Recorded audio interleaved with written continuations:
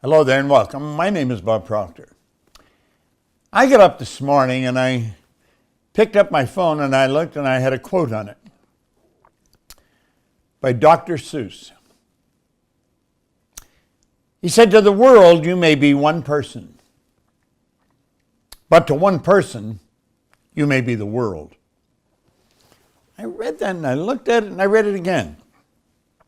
To the world you may be one person, but to one person, you may be the world. And my mind went back, bang, like that, to 1961. I met a man, his name was Ray Stanford. Ray Stanford literally changed the direction of my life. I was a very lost soul. I was 26, only 2 months high school education, dumb jobs, factories, bars. And he said, "Bob, why don't you change the results you're getting?" He didn't know me real well, but he could see I was losing. And it never entered my mind I could change my results. He said, "Do you read anything?" I said, "No, I can't read." Now, that wasn't true. I could, but not well. I have since found out I read about as well as most people. The average person reads at about a grade 7 level. And from that point on, they never improve upon their skill of reading. He gave me this book, and he said, the author of this book, Napoleon Hill, spent his entire life studying 500 of the world's most accomplished individuals. And he put what he learned in this book. He said, "I think it would be a prudent move on your part if you spent the rest of your life attempting to understand and apply what he wrote." Now, as strange as it may seem, that's exactly what I have done. From the time I was 26 until today, I'm 86. I have read that book every day, a little bit. I devoured it at first. See, I got a law stick around it because it's fallen apart.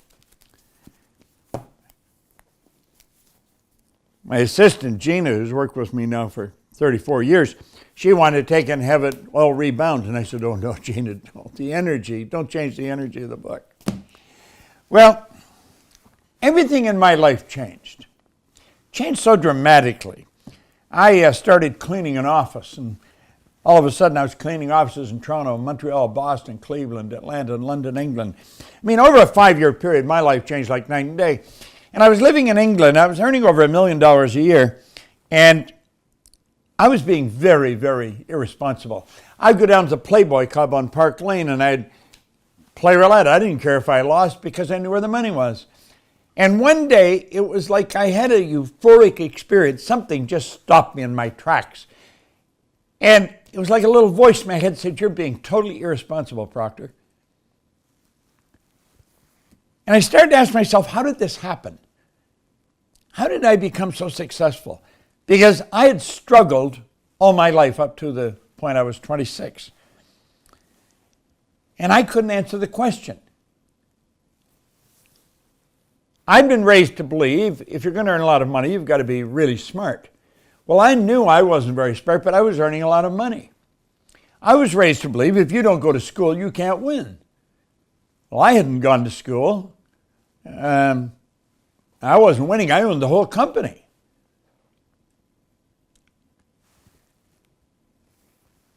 And I couldn't get anybody to explain how did a guy with no formal education, going in the wrong direction, bang, just like that, turn around and start going in the right direction.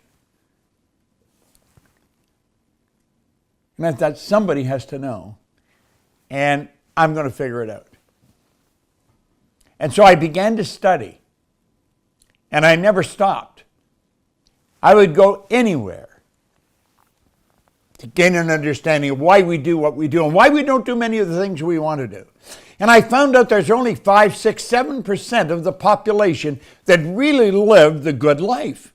We're God's highest form of creation, and yet we act like we don't know the war's over. As a people, I'm talking about the masses, a good 90% of the population. Here I had changed and I didn't know why. So I was non-transferable. I couldn't tell anybody how to do what I had done.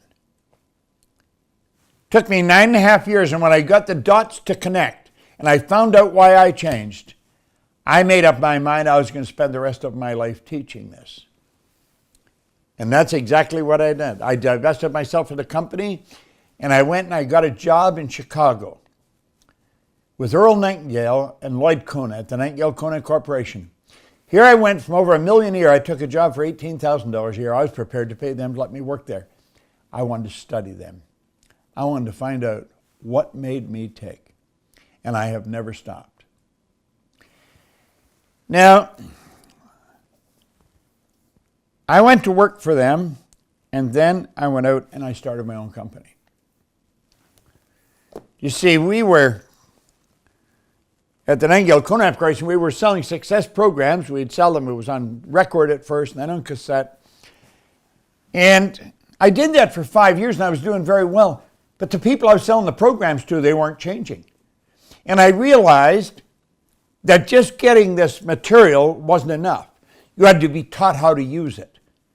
So I went to Lloyd Kona, and I said, Lloyd, why don't we quit selling recorded programs, start to give them away? We'll teach a seminar and teach how to use those programs. No, he said, Bobby, we're staying in the cassette business. Leave the seminar business to Carnegie. So I thought, no, it was time for me to leave. I left and I sat down in a house on Maplewood Lane in Glenview, Illinois. And I took my pen and I said, I'm going to build a company that operates all over the world. Today, the Proctor Gallagher Institute operates in 89 different countries. I'm sitting here in our studio, and we can broadcast all over the world. This is like this mini TV station we have. Just recently, we broadcast to 119 countries, a few thousand people, teaching a seminar on the science of getting rich. It's fascinating information. Well, after working at this for about 22, 23 years, I wrote this book called You Were Born Rich. And the idea behind this is that everybody's born rich. Most people are just a little short of money. You've got deep reservoirs of talent and ability within you. The trick is to figure out how to bring it to the surface. Now, that was put together after studying and working with this for 20-some years. But that was 36 years ago I wrote this. I have never stopped studying this information. In a matter of 2-3 weeks, I'm going to be running a master class.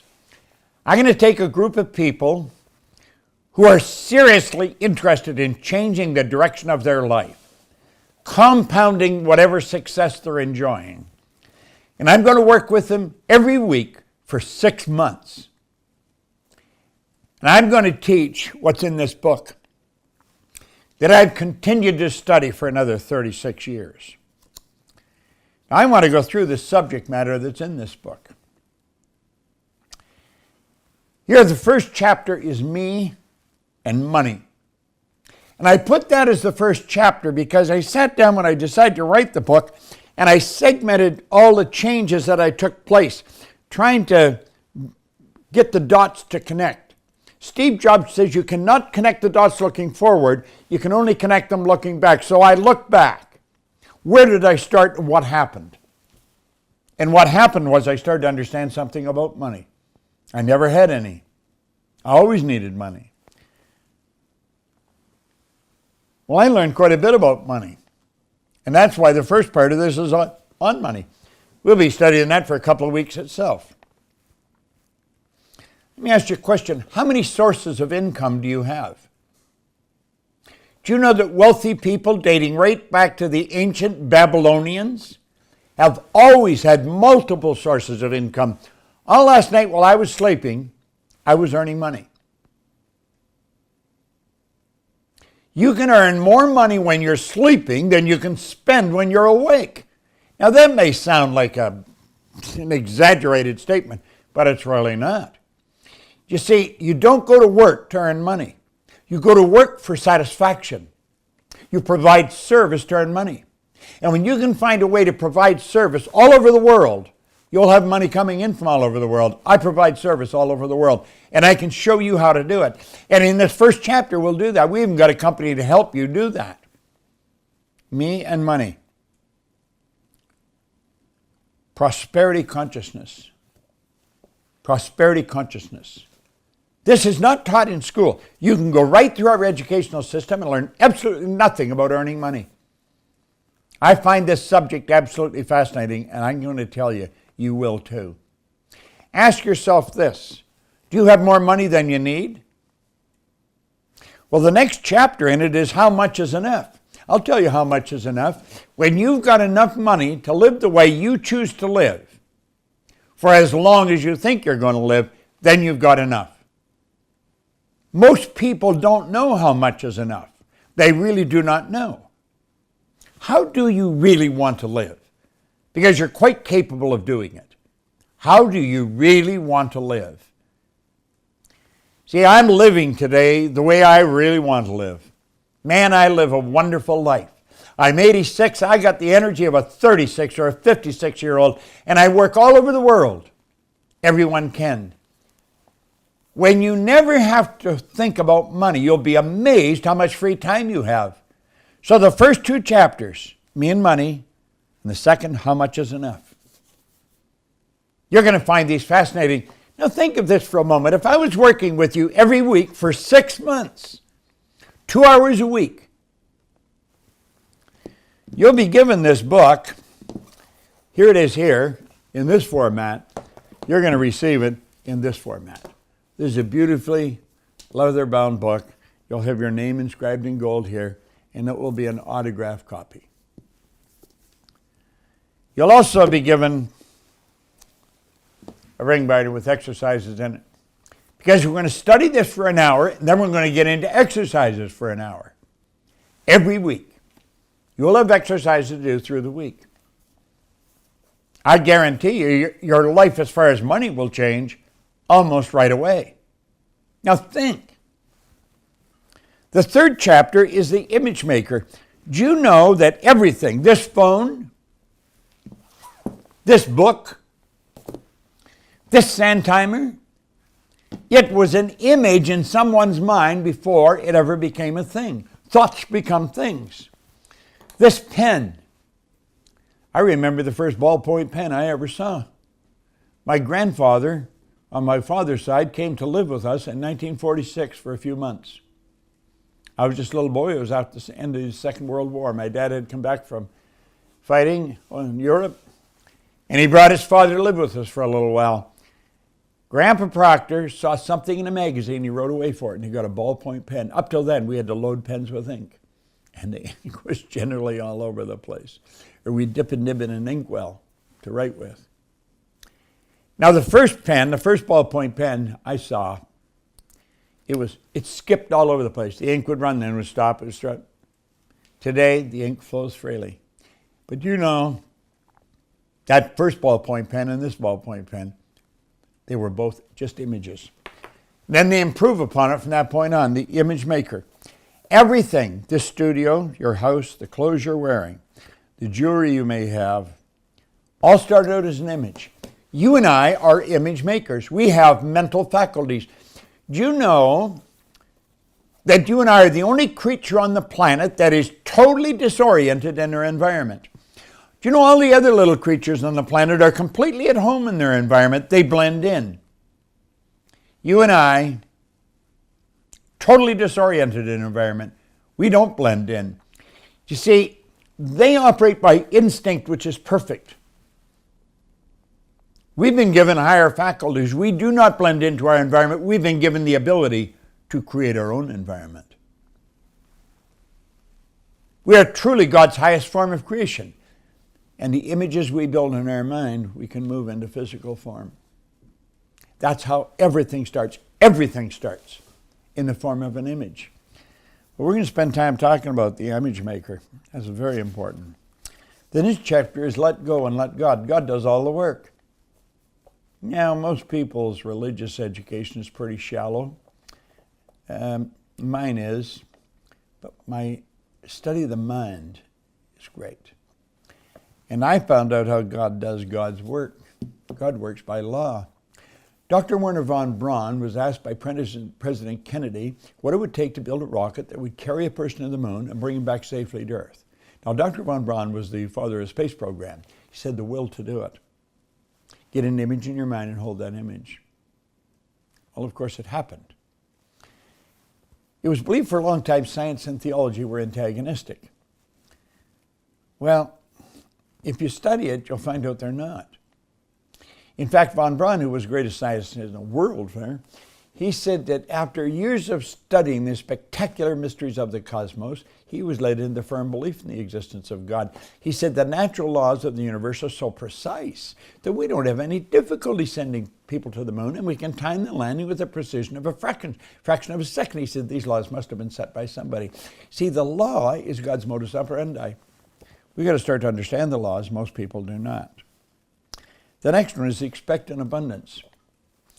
Now, I was in the movie The Secret, and with a number of other people. Over 500 million people saw that movie, The Secret. And The Secret talked a lot about the law of attraction. Well, you only attract to you what you expect. Expectation is a mindset. And as you build that mindset, you set up the law of attraction. Expectation. The next one is the classic, the law of vibration. Think of this for a moment.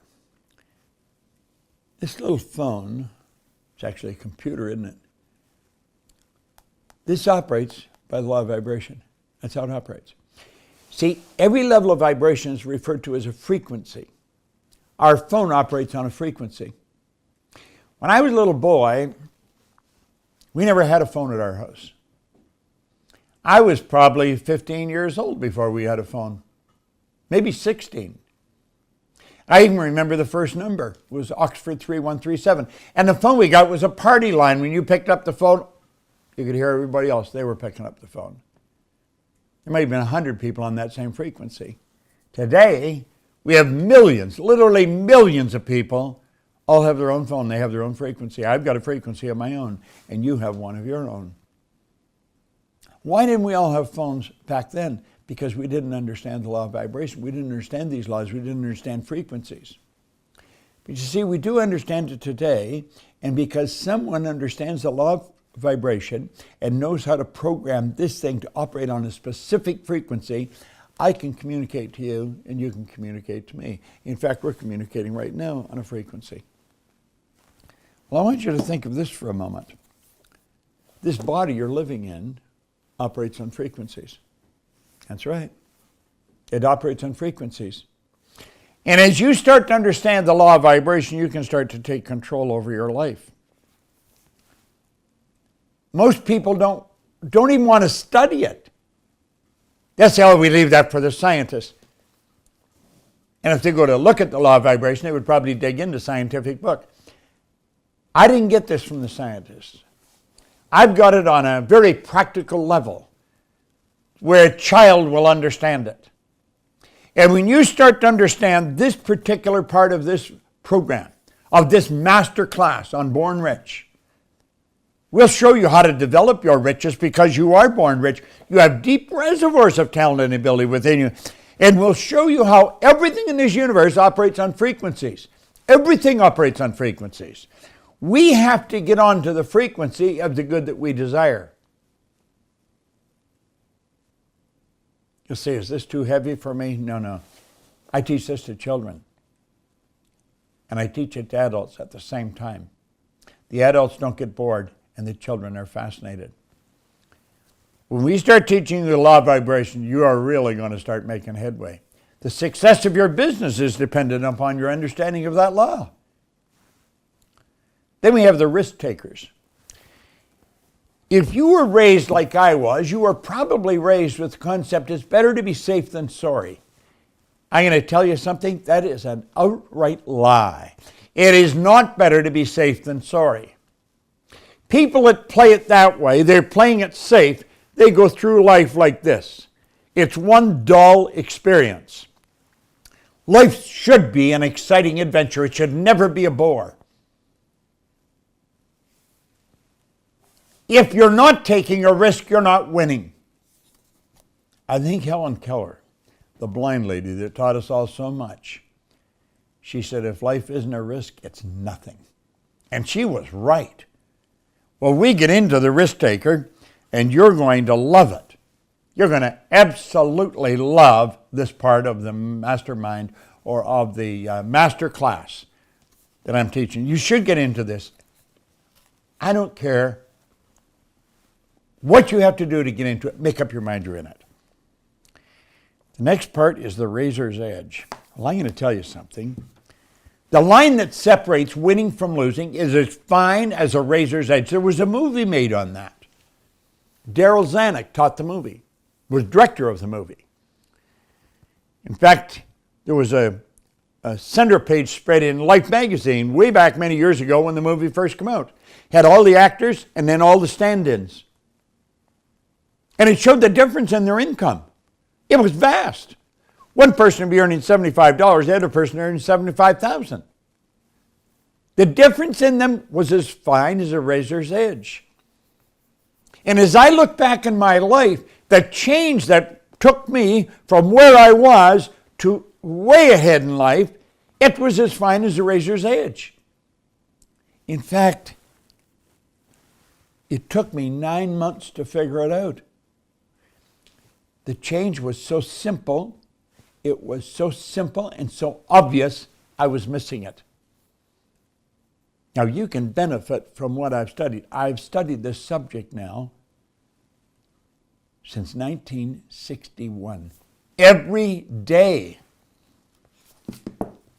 I'll guarantee you in this master class, everybody in this master class, you're going to develop friends. We're going to have people in the master class from all over the world. You're going to develop friends that will last a lifetime. You may do joint ventures with them because you're all going to have multiple sources of income. The razor's edge.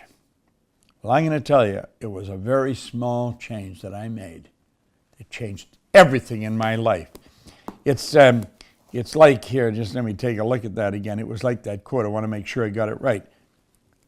To the world, you may be one person, but to one person, you may be the world. Such a small play with words, but such a great change in the meaning, isn't it? The next one, the second last one, is in don't think in reverse. Have you any idea how much time people spend thinking about the past?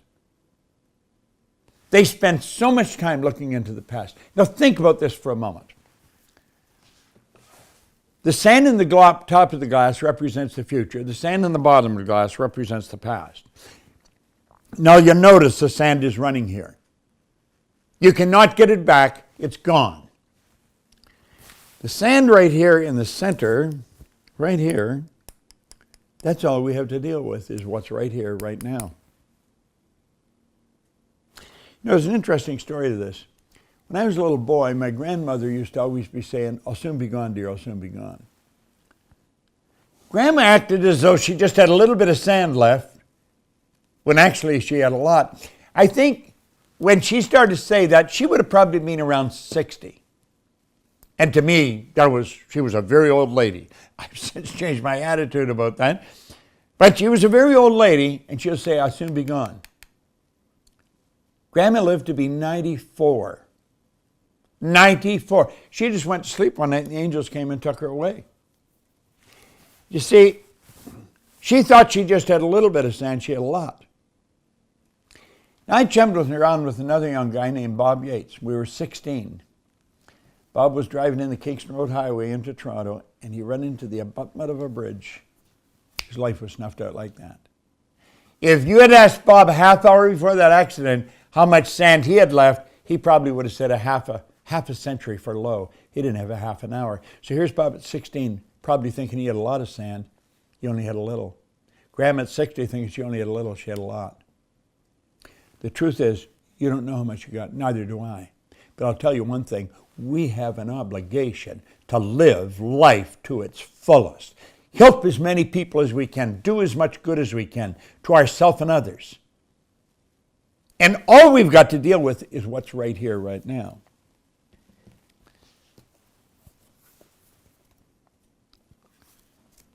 Don't think in reverse. Quit looking backwards. What did Steve Jobs say? You can't connect the dots looking forward. You can only connect them looking backwards. That's where most people spend all their time, connecting the dots, living in the past. Get off into the future, where you don't know what's up there. That's what makes it so exciting. You will love it when we get into this. In the last part, but certainly not the least, the vacuum law of prosperity. You see, nature absolutely abhors a vacuum. You must make room for the good that you desire. You've got to create a space for the good that you desire.